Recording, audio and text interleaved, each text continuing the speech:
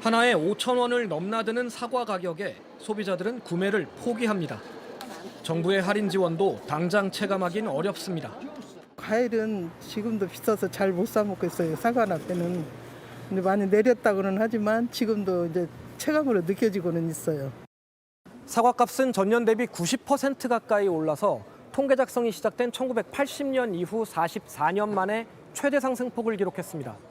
배 가격 역시 87% 올라서 49년 만에 최대 상승폭입니다. 뭐 4개 만 원이더만. 물어보고 뒤로 기하면서 사과 그전에는 10개 만 원, 막 12개도 만 원 이랬었거든. 그런 시세가 돌아왔으면 좋겠어요. 고공행진하는 과일값에 지난달 전체 소비자 물가는 3.1% 올라 2달 연속 3%대를 기록했습니다. 체감 물가와 직결되는 생활 물가는 3.8%로 4%대에 근접했습니다. 정부가 지난달 중순부터 긴급 가격 안정 자금을 쏟아붓고 있지만 문제는 다른 채소 오름세도 만만치 않다는 겁니다. 10kg 정도 나가는 게 그때는 2만 원이 넘었어요. 세 통이. 작년에 비해서 올해 좀 빠른 편이죠. 가격 상승이. 햇과일이 나오기 전까진 과일값 안정은 어려워 보이는 데다 석유 가격까지 1년여 만에 상승 전환하며 물가 관리엔 적신호가 켜졌습니다. 한편에선 정부의 할인 지원이 도매보단 소매가만 내리는 땜질식 대책이란 비판도 나옵니다. JTBC 오원석입니다. 농축산물 가격 안정을 위해 긴급히 1,500억 원을 투입했는데도 이런 결과가 나오자 윤석열 대통령은 마음이 무겁다며 국민들이 물가 안정을 체감할 수 있을 때까지 자금을 무기한으로 투입하겠다고 밝혔습니다. 관건은 이 돈을 어디서 마련할지인데 계속해서 이상화 기자가 보도합니다. 윤석열 대통령은 어제 대국민 담화에서 물가를 언급했습니다. 우리 정부 출범 당시 6 내지 7%에 이른 물가가 건전 재정 기조가 아니었다면 지금 2 내지 3%대로 잡히지 않았을 것이고 하지만 정부 건전 재정 기조를 강조한 하루 만에 사과, 배값이 역대 최대폭으로 올랐다는 통계가 나오자 추가로 돈을 풀겠다고 했습니다.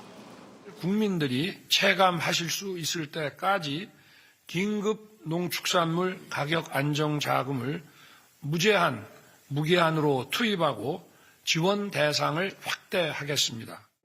지난달 중순부터 정부가 투입한 1,500억 원 규모의 긴급 농축산물 가격 안정 자금을 한도와 기한 없이 풀겠다는 겁니다.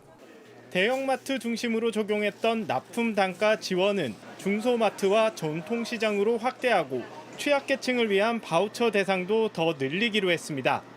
정부는 할인 지원이 시작된 후 과일 소매가가 내렸다고 강조했습니다.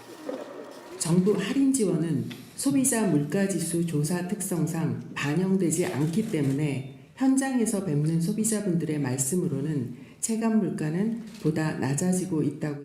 관건은 예산입니다. 정부는 이달 말쯤 소진될 걸로 보이는 자금을 추가 편성한다는 계획이지만 값이 뛴 과일과 채소 공급이 언제 정상화할진 미지수입니다. 뚜렷한 공급 대책 없이 가격 상승이 두드러지는 품목만 잡다가 다른 품목은 놓치는 두더지 잡기식 물가 관리엔 한계가 있다는 목소리도 나옵니다. JTBC 이상화입니다. 윤석열 대통령은 소신을 지켜 성과를 냈던 사례로 물가 안정을 꼽았습니다. 우리 정부 출범 당시 6 내지 7%에 이른 물가가 건전 재정 기조가 아니었다면 지금 2 내지 3%대로 잡히지 않았을 것이고 전문가들은 기준금리와 공공요금 인상 최소화 등의 정책으로 물가 인상폭을 낮춘 건 사실이라고 했습니다. 다만 물가 안정엔 외부 요인의 영향이 더 컸고 생활 물가는 여전히 높다고 지적했습니다. 물가 잡힌 거는 환율이 내리고 유가가 내려간 것이 큰 원인이다. 이렇게 채소류라든지 과일값이라든지 생활 물가는 많이 올라가 있기 때문에 고물가는 여전히 여당의 걱정거리이기도 합니다. 크게 비싼 가격이 아니라서 안정세로 돌아선 걸로 보고 있습니다. 그래도 물가 문제는 항상 국민들께서 어려움을 겪으시니까 아직도 저희는 많이 높다고 생각합니다. 윤 대통령은 한일 관계 개선도 업적으로 꼽았습니다. 망가진 한일 관계를 개선하려고 했을 때는 당 안팎에서 지지율을 걱정했습니다. 양국 기업들의 협력은 활발해지고 그러나 물컵의 절반은 여전히 비어있다는 평가가 지배적입니다.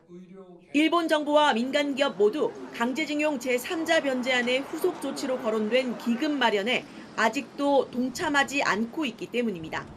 사교육 카르텔 혁파와 늘봄 학교 추진도 성과로 꼽았는데 현장에선 정작 사교육 경감엔 도움이 되지 않았다는 평가가 나왔습니다.